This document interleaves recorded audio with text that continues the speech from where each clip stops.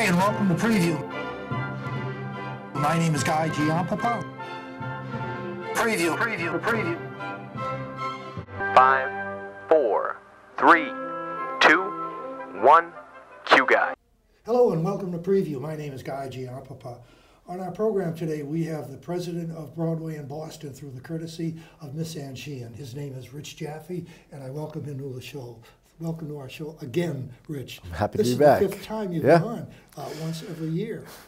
Well, I want to talk to you about the new season, the 2015-2016 season. But before we do that, you have 2 more shows in the current season, Newsies, which opens in about a week, and then following that with Kinky Boots. Yeah, we have, I mean, these are both Boston premieres, and we're excited to bring them. Newsies is a high-energy, great show, and it's coming to the Opera House for 2 weeks at the end of June, early July. And then Kinky Boots we have for 3 weeks in August. Actually, it was 2 weeks, and then you're holding We it added an extra week. Yes, it was the best musical, and the early feedback on this show was so incredible that we decided we wanted to give an extra week. Well, that's a great finish for a season. A show like that.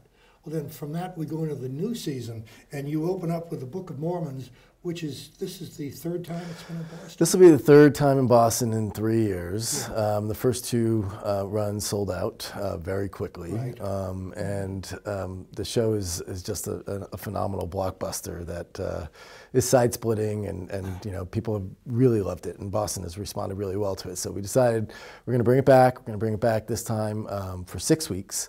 But we're going to play it in the City Emerson Colonial Theater. So, the last 2 times it was here is in the Boston Opera House.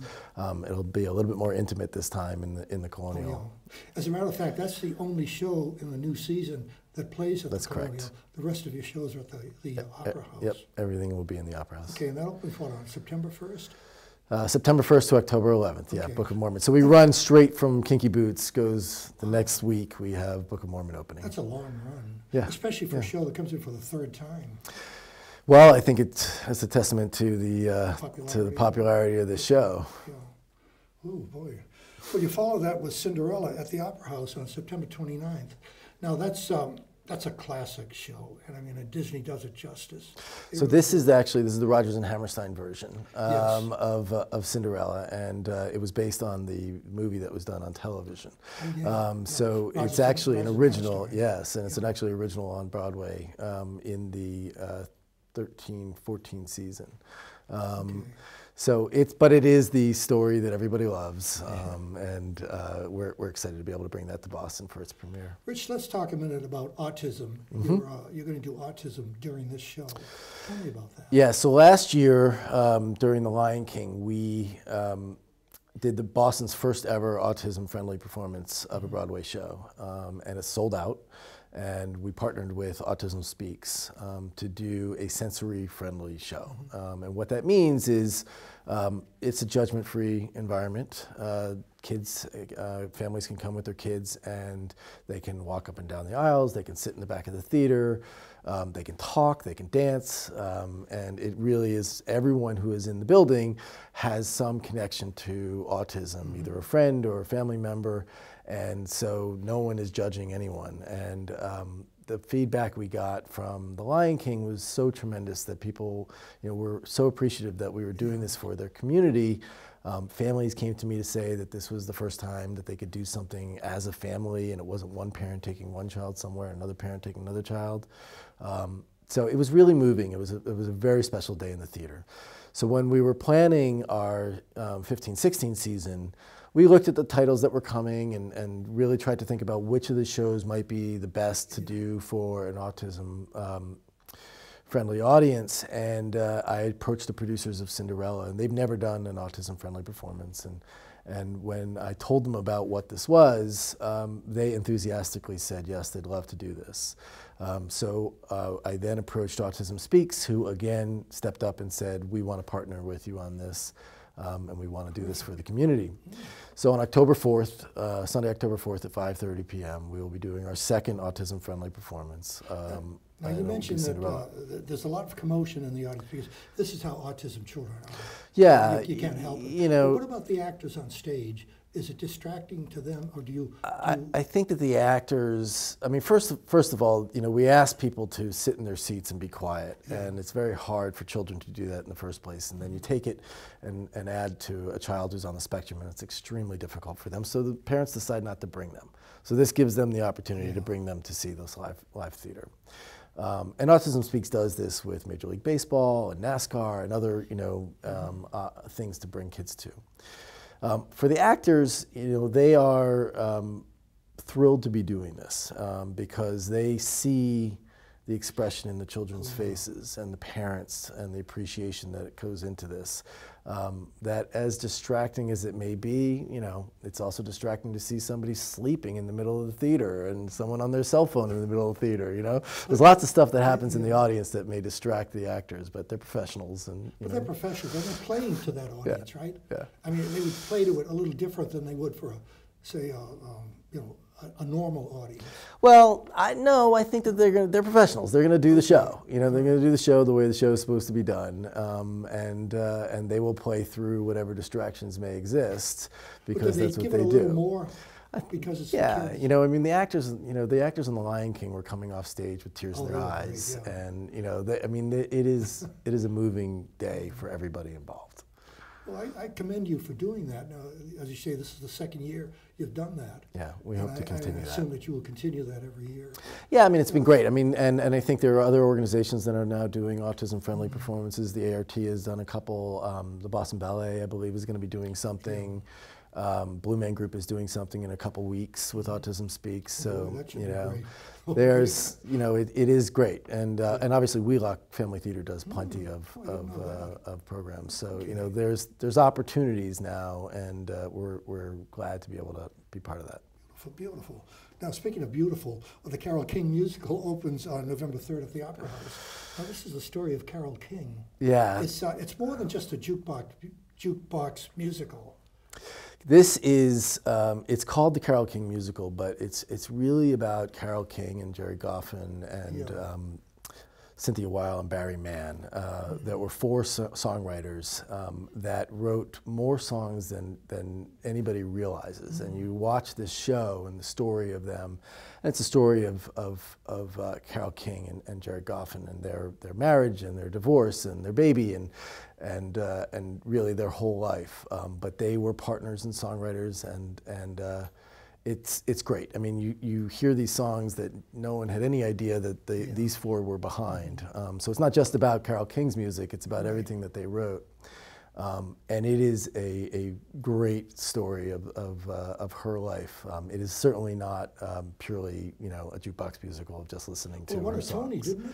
However, her songs are worth just listening to. They're amazing. It did win some Tonys, and it's a great production. You know, along the lines of a Jersey Boys type. I was just going to say that. You took the words right out of my mouth. I mean, Jersey Boys. People say it's a jukebox musical, but it was more than that. It was a story about a group of guys. Yeah. And I put this in the same category. Yeah, it's definitely got a great story. Well, I'm certainly looking forward to that. That's a great show. Disney's coming back with Beauty and the Beast in January. In January, we're bringing Beauty and the Beast back. You know, this is the kind of show that every 3 or 4 years you've got another group of 4 to 8 year olds that, you know, just are fascinated with it, and it's their introduction to theater. You know, this is what I think the Disney shows do best, is to, you know, take these kids who are watching these movies and then introduce them to live theater. And we're very excited to bring that one back. great thing about that, Rich, Broadway in Boston does cater to children. Now, you know, we have a lot of small theaters in the Boston area, but how many of them cater to children? Well, as I said, there's Wheelock, but I mean, there, you know, every once in a while there'll be a title that's appropriate for children, and a lot of regional theaters do A Christmas Carol and things like that. Things like that, yeah. But you know, these big Broadway shows with titles that the kids know, be it an Annie or Beauty and the Beast or a Lion King, I mean, they are the gateway into the live theater for kids. Yeah. Well, you follow that with a fantastic show. And Mike Hammond has talked to me about this so much. He's told me about sequences in it. It's called Pippin. Mm-hmm. Tell me about that. Pippin's exciting because Pippin started at the ART Right. and went on to Broadway, won Tony for Best Revival, and now this is the first thing that we're able to bring back. That actually started, that Diane Paula started it at the ART, went to New York, and now is coming back. So we're excited to be able to expose this great show to a wider audience. It is, one of the most entertaining things I've seen on stage because it's Fosse and it's circus and there's just so much going on. And it's so much better than the movie version. Of course, and I mean, there's just a lot going on that stage, and it's a great show. Well, that's February 2nd at the Opera House. Now you follow that with a brand new version of The Sound of Music on March 29th. So there's another Rodgers and Hammerstein this season. It doesn't get any better. This year is the 50th anniversary of Is it really? the movie. I didn't realize Yeah, that. 2015 is the 50th anniversary of the movie. So the producers decided to launch a new tour of The Sound of Music. It's being directed by Jack O'Brien, who's a legendary Tony Award-winning director, and it's a classic. And that's a show for everybody. Yeah. You can't miss with that one. Well, here's a show that's coming in on June 14th at the Opera House, Matilda. I've been waiting for this for a couple of years now. So Matilda's one of my favorite shows I've seen in the last couple of years. All the girls in there. It is, it's a story by Roald Dahl, and I know that we're going to have a lot of kids coming, but it's really not just. It's certainly not a kids show. No, it's a grown-up show. It is one of the most creative shows I've seen because the music is completely original. The choreography is completely original, and it is a wonderful production that I think Boston audiences are gonna embrace. There's something unique in that show. The not headmaster, but the head person. The headmistress. It's a man playing a woman. It is. It's a man playing a woman. Yeah. It's a very intimidating character. The story is that she's very mean, and Matilda really is one who empowers herself to really correct the situation. She's into books and reading, and her parents want her to watch TV and not read, and she's just a fascinating young girl, and the kids who play Matilda are amazing. They'll love it. Well, you're going to close the 15-16 season with If Then. Now this is a brand new show. So If Then was a new musical on Broadway last year, and this was a show that really sat with me for a few weeks after I saw it, because it's a show about the choices you make in life. And the way that the show is presented, you see the lead character going down two different paths. In one path, she answers her phone and gets a job offer and goes down a path. On the other side, she doesn't take the phone call, and she ends up having more of a family life and less of a career. And it's really, it's great. And the music is by the people who did Next to Normal.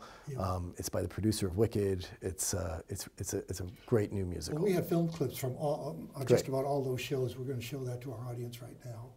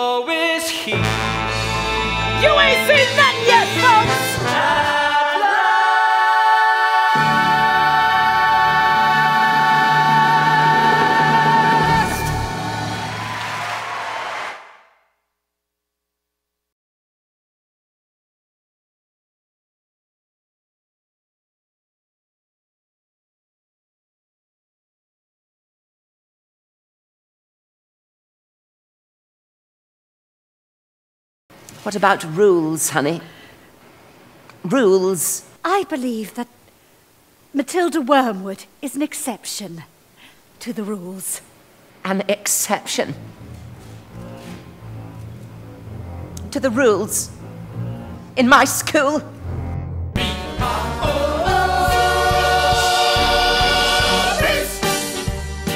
You'll never again be subject to abuse, for you're an extra boost. She'll call a truce, Bruce. With every swallow you are tightening the noose. We never thought it was possible, but here it is coming true. We can have our cake and eat it too.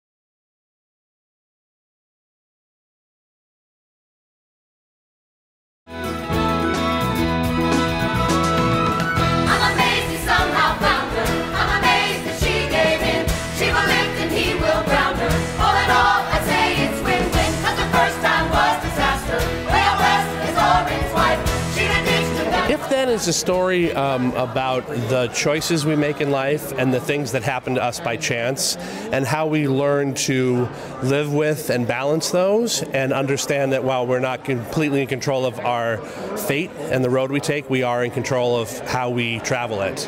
It's about making the most of whatever your choices or fate gives you.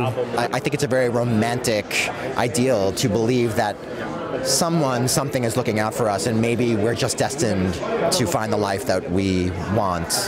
So I think that's a very romantic idea, and it's something that I felt sang and wanted to be a musical. And you wonder what